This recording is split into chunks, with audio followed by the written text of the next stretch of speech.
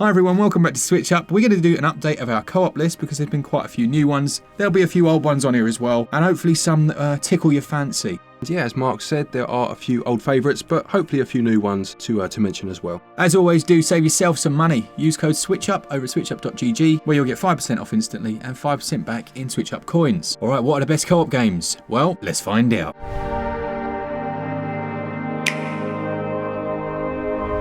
Alright, so I'm going to kick us off then, Glenn, with the Borderlands games. Yeah.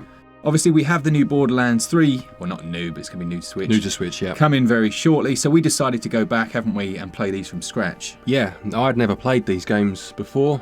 Just not personally a big first-person shooter fan, but I am a big fan of them in co-op. Yeah, they don't play out like your traditional first-person shooters, do they? No, they don't. There's more of a, I don't know, dare I say, RPG side to them, to some extent, you know what I mean, in terms of the way that you can acquire weapons and upgrade them and make them better. Yeah, very good game, actually. I enjoyed this one so far. Yeah, the skags are a pain in the arse, aren't they?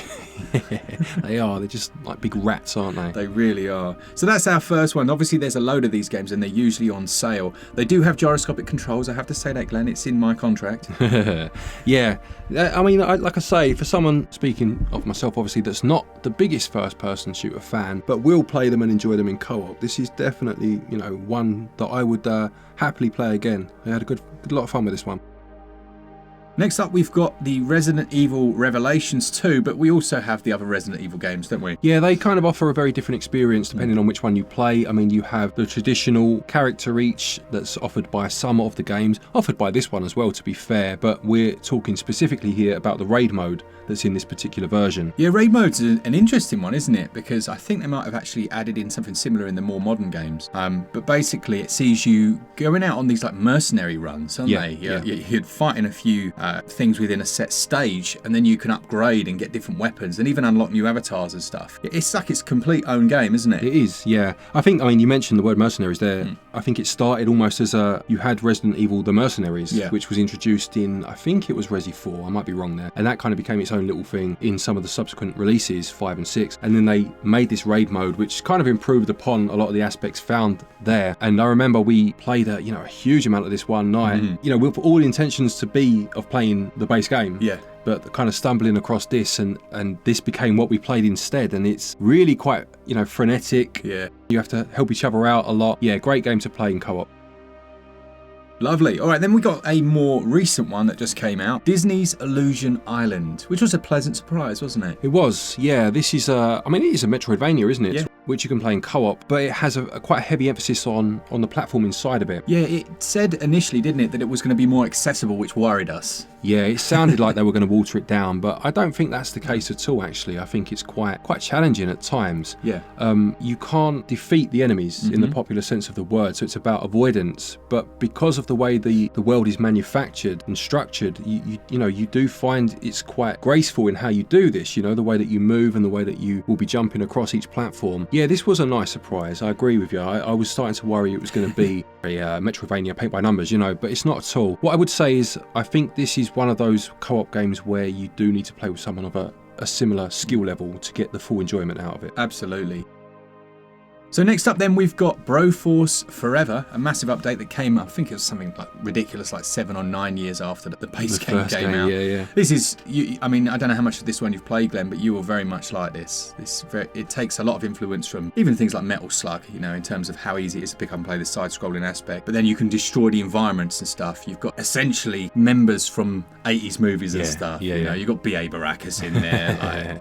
Yeah, I played the base game. I haven't played this new Forever update. Yeah. Very much enjoyed it. I'm going to sound a bit of a snob, and I don't mean to, but I remember when I first saw Broforce, we're talking a while ago, obviously with that pixelated style, and I was like, oh, this is just going to be like a cheap knockoff of games like Metal Slug, or, it's not at all. No. It's a huge amount of fun. It's very well constructed. The charm comes from those caricatures of famous people or famous characters. Yeah, definitely one that you could lose a good amount of time on a co-op session, It's difficult. It is a difficult game. Yeah, I was dying a lot. Let's move on to something quite different then, to be fair, and that's Super Mario 3D World. Now, this is a game that I first played on the Wii U, which is obviously where it was first released. And I'll be honest, as much as I appreciated it, it's clearly a good game, I didn't get the full enjoyment out of it. Yeah. And I think maybe that's because I didn't have, or it wasn't as easy to play co-op on the Wii U as it is on the Switch, obviously with the joycons that you can literally just, hand one over to someone. And I think I appreciate the game a lot more now it's been released on Switch just for that reason, and having played the co-op properly, or played the game in co-op properly. It really is a very good game in its own right, but it kind of goes up into the upper echelons when you play it in co-op, Yeah, these games, we could probably split the list into ones that would be appropriate for younger children and ones that wouldn't, you know what I mean? Yeah. But with this one, because of the way that you can just play and they can fall down and they respawn and things like that, they don't have to worry too much, do they, if they haven't got quite the skill level you might need. Yeah, no, definitely. And I did like the inclusion of the cat suit. As much as, I'll be honest, as a grown man, I kind of rolled my eyes when I first saw it way back then. In terms of what it does for the platforming, how agile you become if you are playing with your kids. It really does help them to enjoy the game more, I think, And also, obviously, on the Switch, this came bundled with the Bowser's Fury, which is almost a game in and of itself. I can't remember if that's got co-op. I don't think it has. I could be wrong there. But either way, just getting it as part of the package is great, I was going to say Barjan, Glen. All right, one that you mentioned earlier is Pikmin 3. Yeah, Pikmin 3, I think, is it called Ultra Deluxe? Is its full title? Of course it is. Something like that, Pikmin 3 Deluxe, I can't remember. But this, for me, is the better co-op game out of this and the new Pikmin 4. I think objectively, you could argue that 4 is the better game. I don't think I'd have a problem with people saying that, but 3 is definitely a better co-op game, and that's because it has a full co-op mode. With a split screen? Split screen, you can play in campaign mode in co-op, which I did do with my wife a while ago, and it's great because of the way that Pikmin works, in that you have a finite amount of time each day, you can really plan out your days. And if you're playing obviously locally with someone else and you're in the same room, and you can start to have that conversation about, right, well, you go over to there where we know there was X item, I'll go this way, there was a bridge that needed building. And it's not just the fact the game is fun, but that conversational style of co-op I really enjoy. And it's definitely one that makes good use of that. Then we've got a co-op game that we've both played quite recently, actually. It's It Takes Two. Yeah, and it's quite similar, actually, in that you do have to have those conversations. Maybe not quite to the extent of Pikmin 3, because you're both going the same way. It's quite linear in some respects, in that it will kind of funnel you the way you need to go. But there are times where you need to split up, and you'll need to, one person will need to perform an action like, say, shooting a nail into the wall for player 2 to then jump onto and leap across a platform, or, things like that. Again, it's just, I really enjoy games that, if not have been 100% designed with co-op in mind, make full use of what co-op should be about.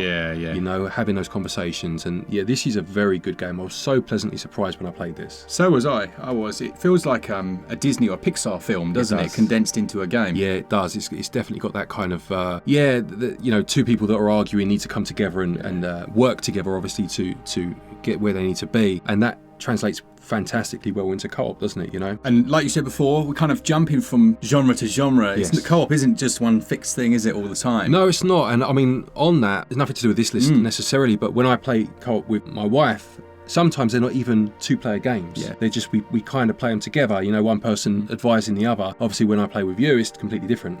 But that's the nice side of co-op, isn't it, Absolutely.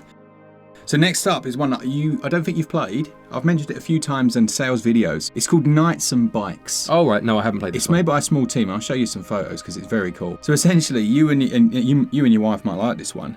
So you go around the island together doing different like quests and things, but you can upgrade your bikes. Oh, nice, yeah. Just to make like moving around easier. It's got a lovely little art style, hasn't it? Yeah, for sure. And it's usually on sale as well. But it's another one that's a really nice little local co-op. It does have more story elements, so I mean, it doesn't surprise me that it's published by Double Fine, who did like Monkey Island, and I think it was Ultra Age. Was their other one? Yep. So it does have a bit of that like point and clicky feel to it. But obviously it's a two-player co-op game with little puzzles and things you've got to solve together. But yeah, something a little bit different, quite quirky. Yeah, I like the look of that actually. Yeah, I've heard of it. I didn't actually realise it was a co-op game, I must say. So I don't know if it has a physical, because that would be perfect. Yeah. I don't think it does it? It might be in one that had like a limited release through one of those companies.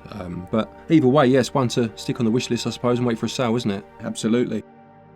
All right, so off the back of that one then, something totally different. We've got Ember Knights, which was one of our addictive games a few weeks back now, I want to say. Yep. Which is, the classic top-down roguelite, very much in the vein of Hades. You've played Hades, right? I've played Hades, yeah. So just imagine Hades, but there's 2 of you fighting rather than 1. Oh, nice. Yeah, sounds good, yeah. It's really nice. The only thing it doesn't do that Hades does, that, to be honest, in couch co-op, I don't really care about, is the storyline. Yeah. You know, you haven't got that deep story. It's pretty straightforward. Through the same areas. We need to play this one in co-op, actually, but I really want to get Borderlands finished. Yeah, for sure. But yeah, as far as gameplay goes, very, very simple. Do your runs. Get meta upgrades so you can upgrade your character, get more powerful, and then go out on new runs. Yeah, no, it sounds just a ticket. That's exactly what you want, isn't it, from a co-op game? Exactly right. Okay, the last one then for this list, and yeah, we know there are millions more that we could have on there, and we're going to have other lists, especially at Christmas time for our 12 days of SwitchUp. The last one here that we want to talk about, though, is Cuphead. Yeah, this is a great game in co-op. It's so excruciatingly hard that you almost feel like you feel better for sharing the burden, you know? I don't think it necessarily makes the game easier. No. Maybe it does, I don't know, but it's just, you can kind of deal with constant failure a bit more when you're playing with someone else, you know? Yeah, you are literally like 80s motivating each other, aren't you? You're like, we've got this! Like one of you's head drops, and you're like, no. The montage comes on. Yeah. One more run. And like, we legit had that, didn't we? Where you would be getting rage, and then I'd be, and then we'd switch over. I'd be like, no. For me, that is the epitome of a good couch co-op game. Yeah, I agree. You are literally working together, like, on the game, and emotionally, you're like, right, come on, let's get this done. Yeah, and that's the difference between kind of what I was saying earlier, whereas some games it's all about planning. Yeah. And that, you know, having to converse. It's not so much that with this. I mean, I'm not saying you don't, because there are times where you're kind of giving each other, you know, mind out for the so-and-so. But this is more about when you die, giving the motivational speech to try again, really isn't it? Isn't it? It really is. In fact, of all the games we've spoken about, this is the one, isn't it, that really requires that. Yeah, but it's such a good game, because I'm not one, you know, I'm not a masochist when it comes to games. I'm quite happy to admit that and play games that I enjoy, but this is the exception to the rule for me. For sure. And more so in co-op. Yeah, you know, absolutely.